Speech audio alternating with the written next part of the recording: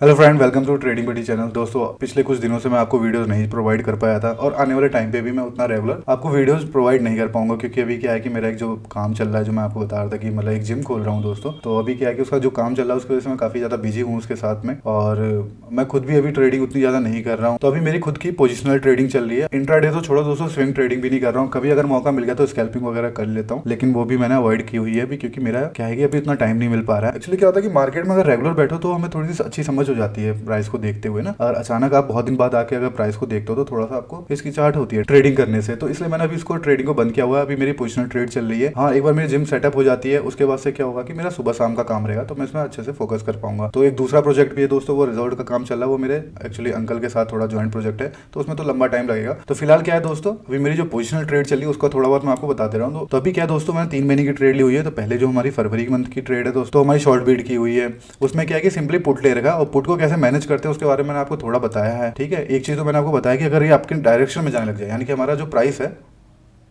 वो हमारा नीचे की तरफ जाने लग जाता है, यानी कि हमें प्रॉफिट में दिखा रहा है, तो उसको क्या करना है, हमें डेल्टा को सेव करते हुए चलना है। ठीक है, और उसी तरह से अगर हमारा प्राइस इसके अगेंस्ट में जाना लगता है तो हम क्या करेंगे, यहाँ से अपनी पोजीशन साइजिंग कम करते हैं। जैसे यहाँ पे 4 लॉट लिया था तो वहाँ पे 2 लॉट बेच के उसके बाद से, इसको मैं कभी डिटेल में बताऊंगा तो आपको अच्छे से समझ में आएगा। तो उस पर हम क्या करते हैं, पोजीशन साइजिंग आधी करके, और उसके बाद से जैसे अब यहाँ पे 4 लॉट थे तो 4 लॉट को हम बेच देंगे और 2 लॉट को हम खरीद लेंगे ऊपर की स्ट्राइक प्राइस का। तो जिससे क्या होता है कि हमारा इनिशियल रिस्क उतना ही रहता है, क्योंकि प्राइस अगर ऊपर जाता है तो आपका क्या होगा, पुट के रेट कम हो जाएंगे, तो आपका ऊपर की स्ट्राइक प्राइस के भी रेट कम हो जाएंगे। बट आपको लॉस भी बुक करना पड़ेगा, तो इसलिए आपका जो मतलब मार्जिन था वो भी कम हो जाएगा। तो इस चक्कर में मतलब मिनिमम लॉस लेते हुए हमें ट्रेड करना चाहिए। तो उसको कैसे मैनेज करते हैं उसके ऊपर डिटेल वीडियो बना दूंगा मैं। फिलहाल मैं आपको कुछ चीज़ें समझाना चाहता हूँ यहाँ पे। तो पहली चीज़ तो हो गई, हमने यहाँ पे फरवरी को मतलब शॉर्ट कर रखा, वो तो वो पुट ऑप्शन लेके रखा हुआ जिसमें कि हमारा लॉस लिमिटेड होता है, फिक्स्ड लॉस होता है, उससे ज़्यादा लॉस हमारा नहीं हो सकता, और प्रॉफिट हमारा अनलिमिटेड होता है। और उस अनलिमिटेड प्रॉफिट को भी हमें कैसे लेना है उसके बारे में मैंने आपको थोड़ा बहुत बताया है। तो ये सब लाइव ट्रेडिंग में हम जब करने लग जाएंगे तब आपको अच्छे से मैं समझाऊंगा इस चीज़ों को, कि आपको कैसे, अगर आपके प्राइस आपके डायरेक्शन में जाता है तो आपको कैसे ट्रेड को मैनेज करना है, और हमारे अगेंस्ट में जाता है तो हमें ट्रेड को कैसे मैनेज करना है। कुल मिला के हमें यही करना होता है कि हमें रिस्क को मिनिमाइज करना होता है, और प्रॉफिट या लॉस जो होता है वो उसे बुक करते हुए चलते हैं। ठीक है, और लॉस बुक करते हैं तो उसको हम रिस्क में काउंट करते हैं, लेकिन प्रॉफिट बुक करते हैं तो उसको आने वाली ट्रेड के रिस्क में काउंट नहीं करते हैं। तो उसके बारे में कभी डिटेल में बात करेंगे। वो जनरली मैं एट द मनी के आसपास लेता हूँ, उसका भी क्या रीजन है वो सब मैं आपको बताऊंगा, कि हमें डेल्टा में कमाना होता है और थीटा में गंवाना होता है। ठीक है, तो इसके बारे में हम डिटेल में कभी बात करेंगे। फिलहाल हम मार्च की बात करते हैं। तो मार्च में क्या है कि मैंने बुलपुट लेडर क्रिएट किया हुआ है, तो उसको कैसे क्रिएट करते हैं तो एग्जाम्पल के लिए आपको बताता हूँ मैं। यहाँ पे हमें क्या करना है, पहले तो मार्च की एक्सपायरी का हमें ऑप्शंस लेने हैं। तो 29 मार्च को एक्सपायरी है। अभी हमारा करंट मार्केट प्राइस चल रहा है 17,850। ठीक है, 17,850 पे हमने 17,850 के हमने 2 पुट बाई कर लिए, 2 पुट या 1 पुट, क्वांटिटी 2 सेट से, इसलिए मैं इसको हटाया नहीं। ठीक है, और उसके बाद क्या किया हमने, इससे 150 पॉइंट नीचे की, यानी कि 17,700 की 2 पुट और बाई कर ली।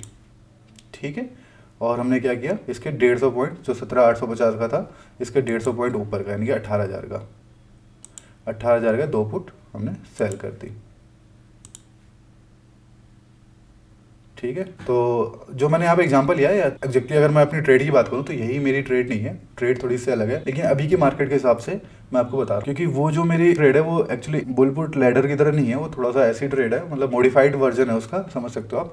और वो है इसलिए कि मैं उसको आने वाली ट्रेड के हिसाब से, आने वाले मूवमेंट के हिसाब से अच्छे से मैनेज कर सकूंगा, तो उसके लिए मैंने उसको अलग ढंग से क्रिएट किया हुआ है। फिलहाल आप यहाँ पे देख सकते हो, अगर आप इसकी बात करो तो इसको हम प्रॉफिट में भी कर सकते हैं। तो इसको हम प्रॉफिट में करने के लिए क्या कर सकते हैं, हमें थोड़ा बहुत चेंजेस करने पड़ेंगे। तो इस तरह से आप अपना देख सकते हो। उसके हिसाब से आपका क्या है कि ब्रेक इवन जो पॉइंट होगा वो यहाँ पे आपका शिफ्ट हो रहा है। ठीक है, और यहाँ पे आप क्या है कि आपके अगेंस्ट में पोजीशन जाएगी, तो आपको लॉस ना होगे, या तो फिर मिनिमम प्रॉफिट हो जाएगा। मिनिमम प्रॉफिट भी आप देख सकते हो, वो हमारा 8,500 के आसपास, मतलब 8,700 के आसपास हमें मिनिमम प्रॉफिट हो सकता है अगर हमारे अगेंस्ट में ट्रेड चली आती है। और शॉर्ट के हिसाब से अगर हमारी ट्रेड नीचे की तरफ आती है तो भी हमें प्रॉफिट हो सकता है अच्छा खासा। तो एग्जैक्टली मेरी यही ट्रेड नहीं है, लेकिन इसमें आपको एक चीज़ ध्यान देने वाली बात है कि इसमें आपका जो मैक्सिमम लॉस होगा दोस्तों, वो हमारा मतलब डिफाइंड है। ठीक है, मैक्सिमम लॉस हमारा डिफाइंड है, और हमारा क्या है कि अब वो भी लॉस कितने से कितने पॉइंट के बीच में हो रहा है आप देखोगे।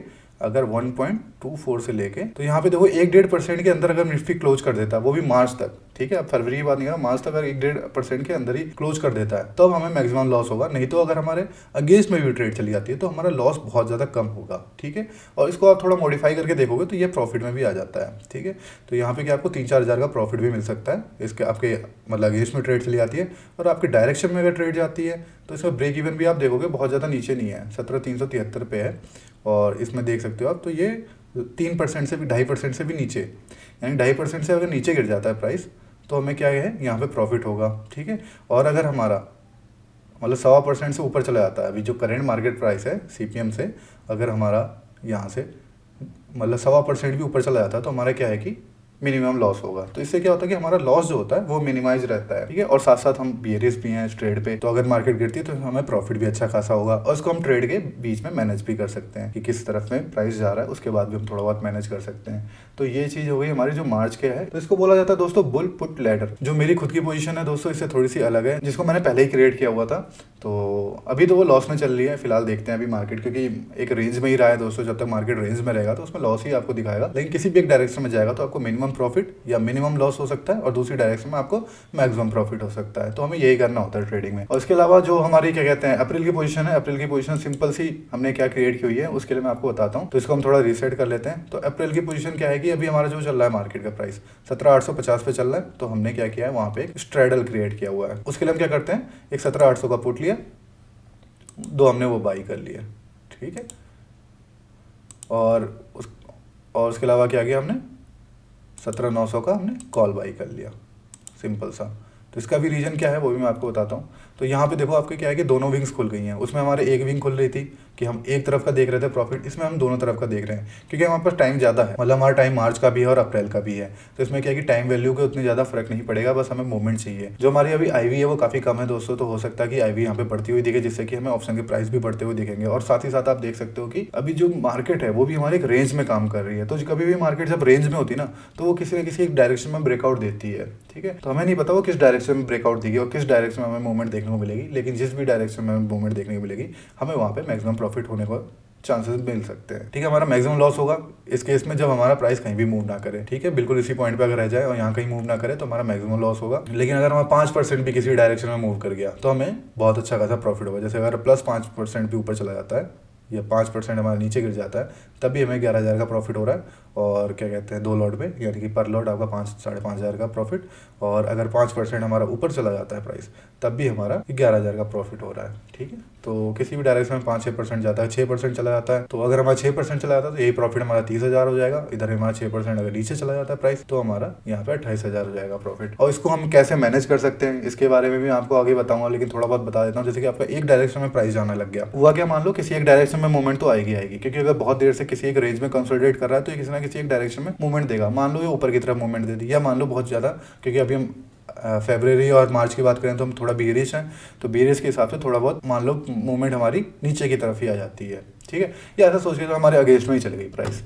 ठीक है, इस बात को तो हम बहुत ज़्यादा मान के चलते हैं कि हमारे मतलब डायरेक्शन में जाएगी प्राइस। अगर हम ऐसा सोच के चलते हैं कि हमारे अगेंस्ट जा रही है मतलब मार्केट, तो मान लिया मार्च में चली गई वो 5% ऊपर के आसपास। ठीक है, आपको यहाँ पे क्या करना है, मतलब जैसे ही आपको लगता है कि इन दोनों का प्राइस मिला के, मतलब इन दोनों का जो हमने ऑप्शन लिया है इन दोनों का मिला के अगर हमें प्राइस यहाँ पे वसूल होता हुआ दिखता है, मतलब ये तो हमारी एक्सपायरी वाला डे का है ना, लेकिन हमारा टाइम वैल्यू भी तो होगी उसमें। मान लो अगर ये मार्च में ही आता है तो मार्च में हमारी कुछ ना कुछ टाइम वैल्यू होगी, तो जो ऊपर वाला दिखा रहा है आपको ब्लू कलर से, तो वो हमारा उस समय प्रॉफिट होगा। मान लो 5% ऊपर आ जाती है और मतलब 18,800 पे आ जाती है तो हमारे 41,000 प्रॉफिट दिखा रहा होगा। ठीक है, तो 41,000 प्रॉफिट में से आपको जो ये पुट में लॉस हो रहा होगा वो भी दिखा रहा होगा, तो आपको वहाँ पे 5-6% ऊपर आ जाती है वो। उसके लिए आपको ATR वगैरह भी देखना पड़ेगा, तो वहाँ पे आप अपना प्रॉफिट बुक कर लो। एक्चुअली आपके कॉल में ज़्यादा प्रॉफिट हो रहा होगा और पुट में आपका ज़्यादा लॉस हो रहा होगा, और लॉस को प्रॉफिट में माइनस करने के बाद आपको 48,000 या 50,000 का प्रॉफिट दिखा रहा होगा। तो आपको सबसे पहले क्या करना है कि जो पुट में आपको 60-70,000 रुपये का जो भी प्रॉफिट है उसको बुक कर लो। अब क्या हुआ, आपने एक विंग का प्रॉफिट बुक कर लिया, अब आपके पास पुट बची है, उसका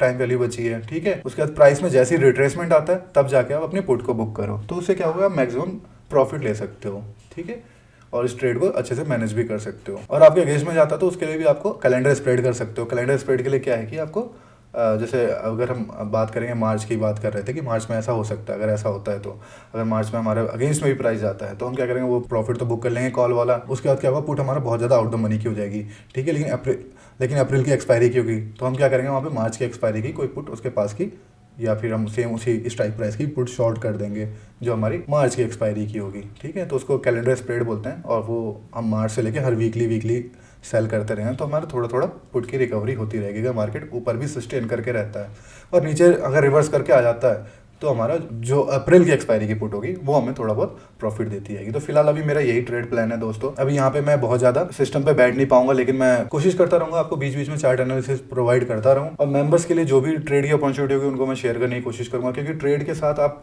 इधर उधर घूम नहीं सकते। आपको या तो स्विंग ट्रेडिंग करो या फिर पोजिशनल ट्रेडिंग करो जिसमें कि आपका लॉस फिक्स रहे, ताकि आप इधर उधर गए भी हो तो आपका बहुत ज़्यादा लॉस ना हो जाए। तो अभी किसी भी डायरेक्शन में मूवमेंट आती है तो हमें कोई ज़्यादा घबराने की बात नहीं है। हाँ, अगर फरवरी में मार्केट गिर जाता है तो हम मैक्सिमम प्रॉफिट में होंगे, क्योंकि हमारी मैक्सिमम जो फरवरी से लेकर मार्च तक की पोजीशन है वो हमारी बेयरिश साइड में है। उसके बाद से हमारे किसी भी डायरेक्शन में जाते हैं मूवमेंट तो हमें प्रॉफिट ही होने वाला है। तो दोस्तों अगर ऑप्शन को आप अच्छे ढंग से ट्रेड करते हो तो आपको क्या होगी, आपका रिस्क जो डिफाइन हो जाता है और आपको गलत होने पे भी प्रॉफिट होता है। तो आज की वीडियो में इतना ही था दोस्तों, मिलते हैं नेक्स्ट वीडियो में, तब तक के लिए गुड बाय।